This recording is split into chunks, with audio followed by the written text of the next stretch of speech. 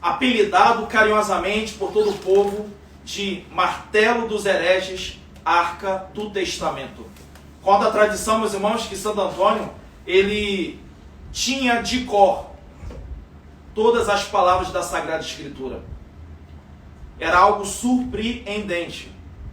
E ele as pregava com uma eloquência assustadora, que fazia inclusive com que grandes hereges, homens convictos daquilo que defendiam, virem à conversão, fazendo com que por trás deles muitos discípulos que estavam caindo no abismo da mentira também viessem com eles. Então numerosas foram as conversões através da pregação de Santo Antônio.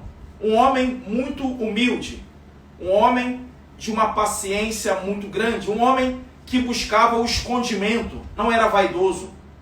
Tanto é, meus irmãos, que depois de um tempo ele conviver com os seus confrades franciscanos, é que numa emergência, porque faltara o pregador do dia, numa ordenação em que havia muitas pessoas, o bispo então volta-se para ele, como que sob um impulso de inspiração divina, porque este não conhecia também a eloquência de Santo Antônio. Ele ordena que Santo Antônio pregue. A partir dali é que ele passa a ser conhecido. Mas ele estava ali no meio dos confrades como um desconhecido, como mais um irmão. E a partir daquele acontecimento é que então os olhos se abrem para ele.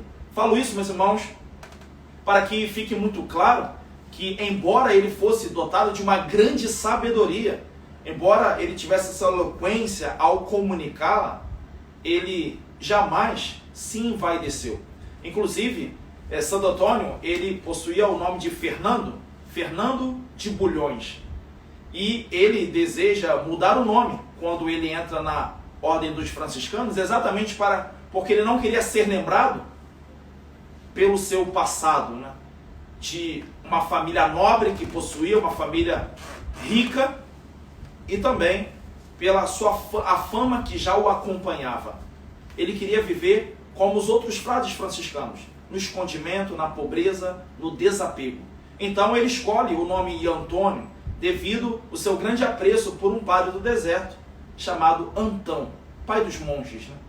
E aí, meus irmãos, esse é o diminutivo de Antão, Antônio, ele passa a ser chamado Antônio. E aí Santo Antônio, meus irmãos, ele vem a morrer no ano de 1231. Meus irmãos, antes mesmo que se completasse um ano do seu falecimento, ele é canonizado. Não sabemos outra história na igreja de que ela tenha proclamado santo alguém, oficialmente, alguém que havia morrido em menos de um ano. O processo é muito longo. Porém, os milagres que se deram, ele em vida e também após sua morte, eram numerosos. Por isso que também muitos referem-se a Santo Antônio como Santo Antônio milagreiro. Nesses 3 dias que viemos rezando aqui, tive a oportunidade de contar-lhes muitos milagres. E foram muitos, porém, há muitos outros milagres extraordinários que eu não os contei devido ao tempo, pouco tempo. Quero também despertar a sua curiosidade em adquirir livros e fazer leitura, né? A minha biblioteca católica tem uma edição de Santo Antônio, foi a partir desse livro mesmo que eu também compartilhei com vocês por esses dias. E é muito bom a gente cultivar a leitura, meus irmãos e irmãs. É muito importante porque a leitura, ela ajuda o nosso imaginário, porque se a gente não tem pessoas que nos inspirem, se a gente não tem boas referências, a gente leva uma vida medíocre, uma vida apequenada, por assim dizer. Então, nosso espírito foi criado por Deus para a grandeza, não a grandeza do orgulho e da vaidade, mas a grandeza de virtudes. E como adquirimos virtudes, meus irmãos, se nós somos pobres no nosso imaginário, se não temos referências, não temos modelos. E o Santo Antônio é um grande modelo que, por certo, poderá dar um impulso numa busca fecunda pelas virtudes. Eu queria, meus irmãos, não contar-lhes o milagre hoje, porque já fiz muito por esses dias. Eu queria falar para vocês sobre a língua de Santo Antônio, que também é um milagre. Porém, eu quero, a partir disso, falar a respeito da nossa vida. Por quê? Vocês sabem que o corpo de Santo Antônio se corrompeu, exceto as suas cordas vocais e a sua língua, de que se mantém ainda hoje em Pádua, essa relíquia, num relicário muito especial, um relicário muito bonito de Santo Antônio, que eu tive o privilégio de ver na ocasião da JMJ Polônia. Então nós passamos pela Itália e visitamos a Basílica e pude lá rezar por mim, pelo meu ministério, pelo nosso bispo, por toda a nossa comunidade aqui em Seropédica. Meus irmãos, lá nessa basílica onde se conserva, alguns podem estar se perguntando, é em Pádua? Mas por que em Pádua? Porque Santo Antônio, se fala muito de Santo Antônio de Pádua, se ele nasceu em Lisboa. Porque Santo Antônio morre em Pádua e também exerce parte do seu ministério em Pádua. Porém, ele é um santo português, né, que fala a nossa língua. Interessante isso, né? A gente vê que quanto expulsa corações católicos aqui no Brasil, tanto tem altares aqui em nossa pátria. Ele é um santo muito querido, não só pelo Brasil, mas no mundo inteiro. E aí eu queria chamar a atenção, meus irmãos, que quando eles foram exumar o corpo de Santo Antônio, encontraram lá as suas cordas vocais e a sua língua incorrupta. Você imagina, no meio da ossada, encontrar apenas a língua e as cordas vocais ali intactas, e até hoje estão lá para a veneração dos fiéis. Alguns podem soar estranho, talvez até meio macabro, né? Como é que a igreja guarda restos mortais e as venera? Isso parece um pouco da religião pagã, alguns poderiam dizer e defender. Porém, meus irmãos, nós vamos encontrar na própria Sagrada Escritura, no Antigo Testamento, no primeiro livro de Reis, nós vemos que uma situação, não quero aqui me alongar nessa homilia, mas pegam um cadáver de um homem e aí com pressa depositam ele no túmulo exatamente do profeta Eliseu. Quando colocam no cadáver e saem, esse homem depois volta a viver. Foi apenas o cadáver encostar na ossada do profeta Eliseu para que ele ressuscite. Depois nós vamos ver também no Novo Testamento, no livro do Atos dos Apóstolos, capítulo 19, versículo do 11 ao 12, nós vamos ver que o avental e os lenços, né, de São Paulo, quando eram pegos e colocados, depositados sobre doentes, eles eram curados. Quando eram colocados sobre possessos, eles eram libertos dos demônios. E a gente vai ver então aqui aquilo que a igreja vai dizer, relíquia. Relíquia vem de restos mortais. Então, no Antigo Testamento, no livro de Reis, nós vimos aí os ossos, né, de Eliseu, que quando o cadáver é colocado sobre esses ossos, ele ressuscita. Depois nós vamos ver as relíquias de segundo grau no Novo Testamento, porque o avental e o lenço de São Paulo, eles são de segundo grau, porque não é nem a carne nem o osso de São Paulo. São objetos que tocaram no corpo de São Paulo. Depois, a gente vê que algumas pessoas pegam objetos que tocam nas relíquias. E a gente chamaria estas de lembranças, né? Algumas pessoas chamam de relíquias, enfim, mas elas são propriamente lembranças. E que Deus também se serve para comunicar a sua graça. Nós católicos não acreditamos, né, num superpoder em si que possui esses objetos, né? Porém, nós acreditamos que Deus, para honrar os seus santos, ele se serve, sim, e temos não só essa comprovação bíblica para aqueles que só na Bíblia se apoiam, mas nós também temos os milagres que decorrem desses sacramentos, desses sacramentais. Então, os milagres inúmeros que atestam que Deus, ele honra os seus santos mediante esses sinais. Por isso, meus irmãos, nesta liturgia, eu queria convidar a você a olhar para Santo Antônio não apenas como o santo milagreiro, mas um santo que soube fazer de sua língua um instrumento de paz, um instrumento de concórdia, um instrumento de edificação e destruição de estruturas de vício, estruturas malignas, estruturas de heresia, combatendo assim a apostasia, combatendo assim esse fenômeno de que muitos abandonavam a fé.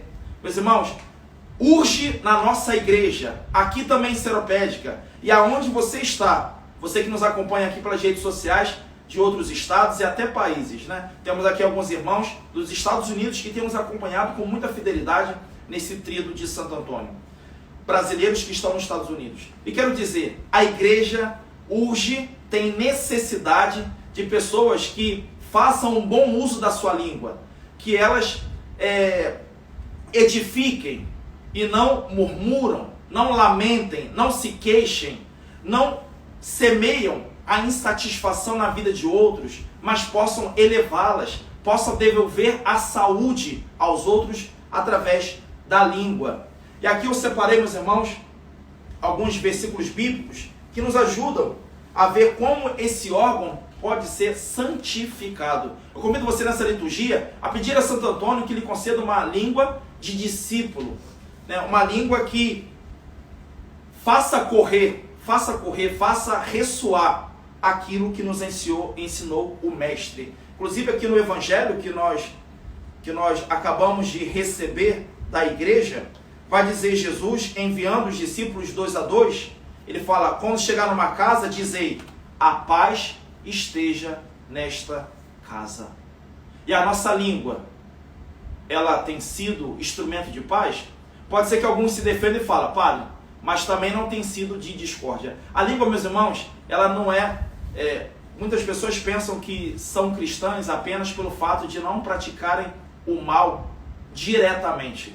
Mas quando nós nos omitimos, quando nós nos calamos, quando nós não fazemos o bem, nós também ali realizamos o mal. Quando nós somos negligentes, quando nós nos omitimos, realizamos ali o mal. Então, deve a todos nós incomodar o fato de não nos ocuparmos com as coisas sagradas, de não bendizermos a Deus com a nossa língua. No Salmo 34, 12 e 13 vai dizer, quem de vocês quer amar a vida e deseja ver dias felizes? Olha, nós estamos vivendo essa pandemia, esse isolamento social. Pois bem, quem de vocês quer amar a vida e deseja ver dias felizes? Guarde a sua língua do mal e os seus lábios da falsidade. Tiago 3, versículo 2. Todos tropeçamos de muitas maneiras. Se alguém não tropeça no falar, tal homem é perfeito, sendo também capaz de dominar todo o seu corpo. Tiago, capítulo 3, versículo 3 ao 6. Quando colocamos freios na boca dos cavalos, para que eles nos obedeçam, podemos controlar o animal todo. Tomem também como exemplo os navios, embora sejam tão grandes e impelidos por fortes ventos, são dirigidos por um leme muito pequeno, conforme a vontade do piloto. Semelhantemente, a língua é um pequeno órgão do corpo, mas se vangloria de grandes coisas. Vejam como um grande bosque é incendiado por uma simples fagulha. Assim também, a língua é um fogo, é um mundo de iniquidade, colocada entre os membros do nosso corpo, contamina a pessoa por inteiro, incendeia todo o curso de sua vida, sendo ela mesma incendiada pelo inferno. Tiago 3, versículo 7 ao 8. Toda espécie de animais, aves, répteis e criaturas do mar, doma-se e tem sido domada pela espécie humana. A língua, porém, ninguém consegue domar. É um mal incontrolável, cheio de veneno, mortífero. E aqui eu termino, meus irmãos, haveria muitos outros versículos a dizer, mas basta. Salmo 39, 1. Eu disse, vigiarei a minha conduta e não pecarei em palavras, porém mordaça em minha boca, enquanto os ímpios estiverem na minha presença. Meus irmãos, hoje, celebrando Santo Antônio, peçamos a ele a graça de que do nosso coração saiam coisas boas pela nossa boca e pelos nossos atos. Assim como ele passou fazendo o bem e ainda lá dos altos céus roga por aqueles que o invocam, nós também possamos rogar pelos nossos inimigos, pelos que nos perseguem, praticando o bem aos que nos fazem o mal. E possamos sempre bem dizer, mesmo diante das tribulações, diante desse mundo que cada vez torna-se caótico, nós possamos manter-nos em confiança em Deus, porque Deus permanece na governabilidade. Ainda que aos nossos olhos humanos tudo pareça em desordem, Deus, Ele não sofreu impeachment, Ele está no governo de todas as coisas. E de todo mal, Deus tem poder para extrair um bem ainda superior àquilo que foi lesionado. Por isso, que Santo Antônio possa reavivar em nós a confiança e a fé, e nós possamos nos colocar em suas mãos como instrumentos de edificação do seu reino. Louvado seja nosso Senhor Jesus Cristo. Para sempre.